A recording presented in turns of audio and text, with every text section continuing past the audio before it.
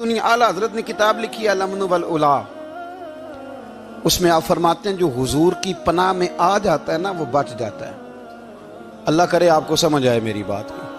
جو حضور کی پناہ میں آ جاتا ہے وہ جو دنیا دار رہتا ہے، مالدار رہتا ہے، حضور کی پناہ میں نہیں آتا وہ بے سکون رہتا ہے۔ فرماتے ہیں یہاں دنیا میں بھی حضور کی پناہ میں آ جاؤ، آج لے ان کی پناہ۔ اور آج دلیل آپ نے ابن ماجہ کی حدیث لکھی ہے، حضرت تمیم داری حدیث کے راوی ہیں، اعلیٰ حضرت نے لکھی ہے، فرماتے ہیں جو حضور کی پناہ میں آیا بچ گیا۔ دلیل دیتے ہیں، فرمایا انسان جانور بھی آتے تھے تو بچ جاتے تھے۔ حضرت تمیم داری رضی اللہ تعالیٰ عنہ فرماتے ہیں کہ ہم کھڑے تھے، ایک اونٹ دوڑتا ہوا آیا، نبی کریم صلی اللہ علیہ وسلم کے پہلے اس نے قدموں پہ سجدے کیے۔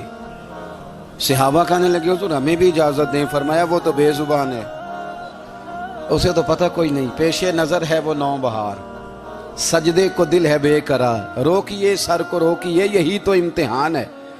فرمایا اسے کیا پتا، تم تو مکلف ہو شریعت کے، تمہیں اجازت نہیں ہے۔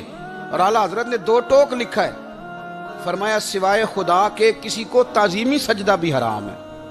یہ نوٹ کر لیں میری بات۔ اور اعلیٰ حضرت نے فتاوی رضویہ میں لکھا ہے کسی قبر پہ جاؤ تو 4 ہاتھ دور کھڑے رہو۔ اللہ کرے آپ کو سمجھ آئے، کتنے ہاتھ؟ 4 ہاتھ دور کھڑے رہو، سورۃ فاتحہ پڑھو، درود شریف پڑھو، جس قبر پہ گئے ہو ان کی روح کو اصال ثواب کرو، ان کے وسیلے سے دعا مانگو۔ اعلیٰ حضرت فرماتے ہیں قبر کو سجدہ بالاتفاق حرام ہے، طواف قبر کا کرنا بالاتفاق حرام ہے، بوسہ لینے میں اختلاف ہے کہ جائز ہے کہ ناجائز ہے، لیکن بوسے سے بھی چونکہ شک پڑتا ہے تو فرماتے ہیں احمد رضا کی رائے یہ ہے کہ بوسہ لینے سے بھی بچا جائے۔ وہ آ گیا تو اس سے اگلی باتیں کرتا ہے، بس خاموش رہ، باادب رہ اور پیچھے رہ۔ تو حضرت تمیم داری کہتے ہیں یہ حدیث اعلیٰ حضرت نے لکھی ہے الامن والاولا میں، فرماتے ہیں کہ اونٹ نے پہلے سجدہ کیا، قدم چومے، پھر اس نے حضور کے کان میں کوئی بات کہی۔ روزے دے دوالے نے غلامہ دیاں ٹولیاں، ایک پہ سن دے کروڑاں دیاں بولیاں، یعنی اونٹ نے بات کی تو حضور نے وہ بھی سن لی۔ اعلیٰ حضرت کہتے ہیں جو پناہ میں آتا ہے بچ جاتا ہے۔ کہتے ہیں رسول کریم نے نا اونٹ کی پشت پہ ہاتھ پھیرا اور اللہ کے محبوب فرمانے لگے فکر نہ کر، اب تو آ گیا ہے نا تو جیسے تو کہے گا ویسے ہی ہو جائے گا، جیسے تو کہے گا ویسے ہی۔ ابن ماجہ میں موجود ہے، پر میں چونکہ فاضل بریلوی رحمۃ اللہ علیہ کی کتاب سے پیش کر رہا ہوں الامن والاولا سے، تو میں اسی انداز میں پیش کر رہا ہوں جس انداز میں وہاں ہے۔ حضرت تمیم داری کہتے ہیں کہ ہماری سمجھ میں بات کوئی نہ آئی، تھوڑی دیر گزری تو کچھ لوگوں نے ہاتھوں میں رسیاں پکڑی ہیں، خنجر پکڑے ہیں، دوڑے آئے، یا رسول اللہ یہ ہمارا اونٹ ہے۔ حضرت تمیم داری کہتے ہیں میں نے دیکھا کہ جب وہ آ گئے نا خنجر لے کے تو اونٹ حضور کے پیچھے چھپ گیا۔ آج لے ان کی پناہ، آج مدد مانگ ان سے، وہ حضور کے پیچھے چھپ گیا۔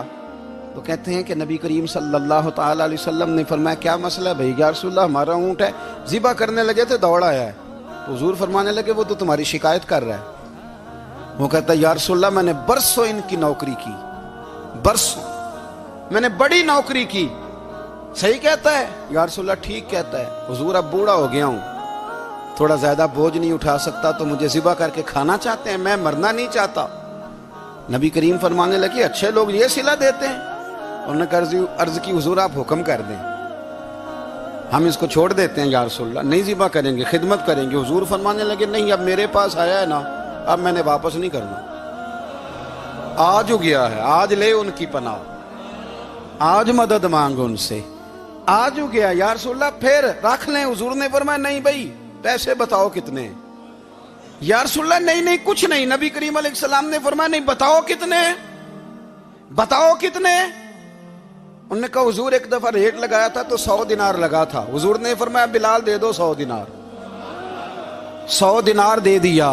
اعلیٰ حضرت فرماتے ہیں دیکھو ان کی پناہ میں آنے کی برکتیں کتنی ہیں۔ ان سے کہا تم جاؤ، وہ چلے گئے۔ حضور نے پشت پہ ہاتھ پھیرا، فرمایا جا تو آزاد ہے۔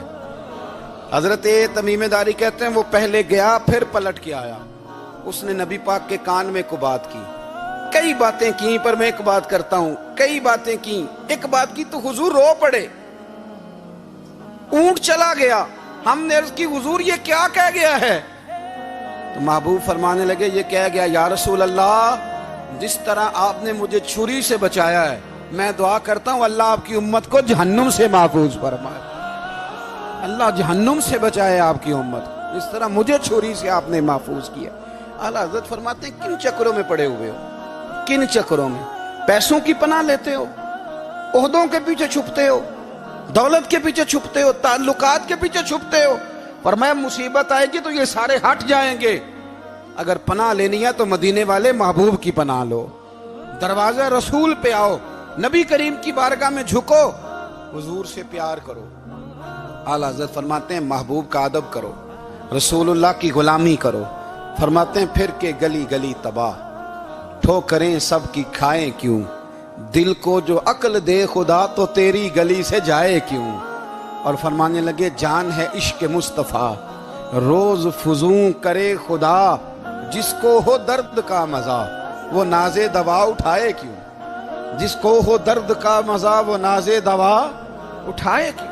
انہوں نے محبوب کریم کی محبت کا پیغام دیا، صحابہ کی محبت کا، بولیے صحابہ کی محبت کا پوری کتاب لکھی حضرت صدیق اکبر جناب عمر کے فضائل پر۔ اور مزے کی بات یہ ہے کہ اعلیٰ حضرت نے نا اردو شاعروں میں سے کسی کو توفیق نہیں ہوئی حضور کو شہنشاہ کہنے کی، اعلیٰ حضرت نے کہا میرے نبی شہنشاہ ہیں۔ دلیل کیا دی؟ فرمانے لگے پڑھو ترمذی، حضور نے فرمایا میرے دو وزیر زمینوں میں ہیں، دو آسمانوں میں۔ زمین کے دو وزیروں کے نام ابو بکر اور عمر ہیں، آسمان کے دو وزیر ہیں جبریل اور میکائیل۔ اعلیٰ حضرت کہنے لگے حضور وزیر تو کسی شہنشاہ کے ہی ہوتے ہیں، پھر کہہ لو نا شہنشاہ۔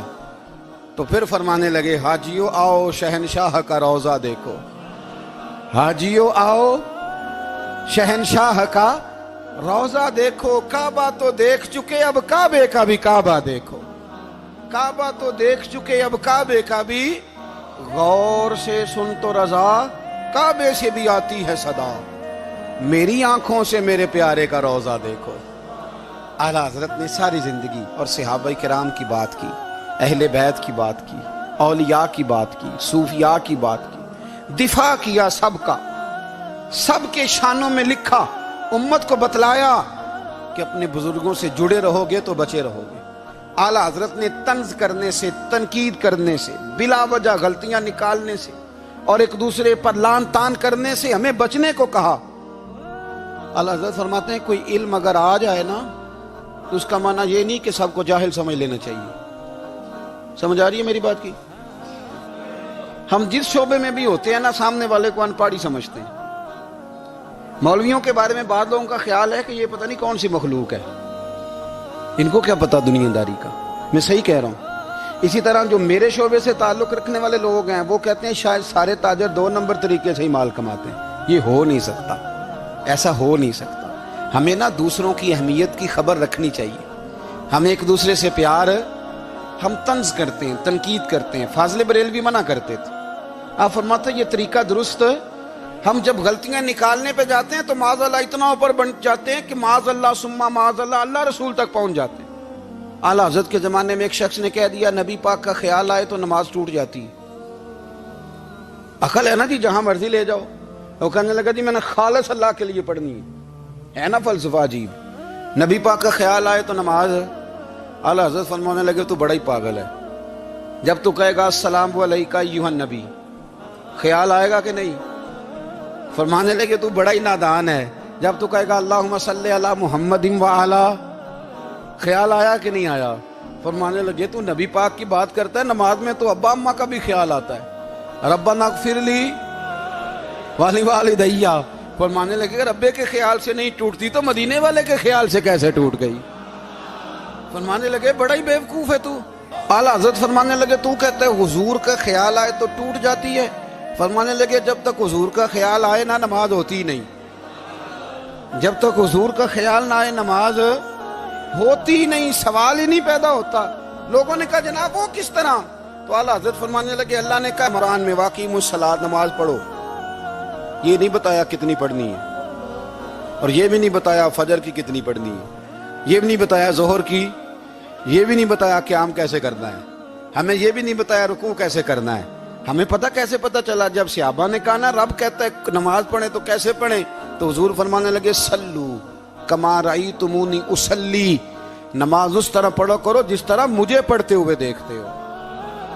تو کہا یہ تو کیسی عجیب بات کر رہا ہے کہ نبی کریم صلی اللہ علیہ وسلم کا خیال آئے. اور پھر بڑی مزیدار بات, ایک شخص نے اعلیٰ حضرت سے آ کے نا, اس زمانے میں نا ایک آریہ مذہب ہوتا تھا, اب اللہ کا شکر ہے وہ کوئی نہیں, اب ویسے جو بڑے نئے نئے مذہب نکل آئے ہیں, جو آدمی جتنا پڑھ جاتا ہے معاذ اللہ وہ ایک نئی بات ہی شروع کر دیتا ہے, اور جو انوکھی بات کرے اس کے پیچھے رش بھی زیادہ ہو جاتا ہے.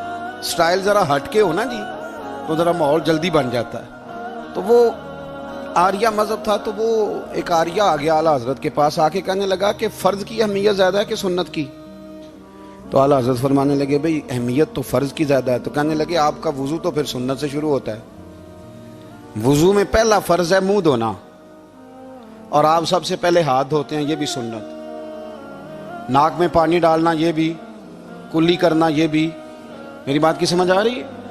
اس نے کہا یہ آپ عجیب لوگ ہیں, فرض اگر بڑا ہے تو پہلے فرض ہونا چاہیے تھا.